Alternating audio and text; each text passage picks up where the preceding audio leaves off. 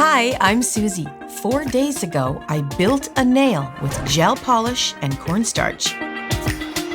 Let me show you how it held up.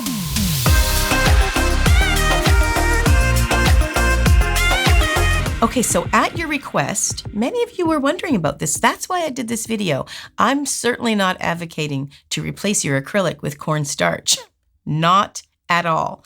But because so many of you are wondering, everybody's talking about it on the internet, I thought I should check it out and see if it can be done. Well, I built this 4 days ago with gel polish, curing it with cornstarch layering in between. I'm just going to take the nail polish off. Now, if you can get a good look at it now, as you can see, the polish is not happy. It's breaking down, it's cracking. Because it's not on a very solid surface. And it's not cured properly either because the cornstarch is interfering with that.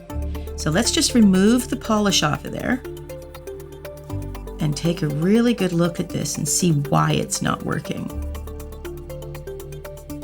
Now keep in mind, this has only been on here for 4 days. I've been trying to go about my life and, making beds and doing dishes and stuff and doing nails.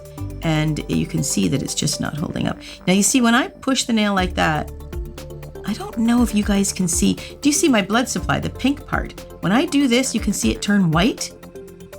That is because the stress point is being stressed. If it's going to break this bad boy, it's going to break right across here. The fear is if it breaks really deep, you could break into your layers of your natural nail and it can bleed. Very painful. That's not what you want. I was reading the comments and somebody did suggest, why did I build it out without a tip? Am I missing the strength? Whatever's on the end doesn't matter. If it's a tip, if it's a form, if it's a free edge, if it's cement, if it's a teeter-totter, it doesn't matter. It's in here that it matters because this is the stress point. So if you're going to put cardboard on the end, if you're going to put cement on the end, it's here that matters because this is where it's going to be stressed. And if it's built with cornstarch, it's not giving it enough strength to be able to handle it. When the polish was on, you could really see it. It's breaking here. It's very weak and crumbling in here. And you can see even the crack. See that line right across there? That is a break. This white line on the nail plate, that is a crack. It is not happy. Now here's something here. If I just move it, look at this one's, it's really separating. See that? It didn't cure. So it's kind of mushy and I could almost peel it right off. It wouldn't snap. It sounds like this is just gonna peel off because it couldn't fully cure because it's got cornstarch.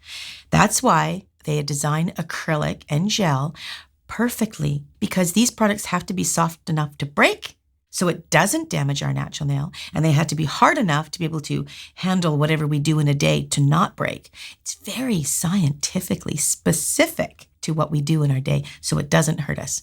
So I don't believe I'm going to do any more of these cornstarches because whether I use baking powder, salt, whatever, it's not going to work. I trust professional products. That's why they have them out there. The studies have proven that these work, and studies prove they're very safe. So my experience, I would continue to use professional products. That gets us the best performance and the best nail. Thanks for joining me, and I'll see you guys in the next video.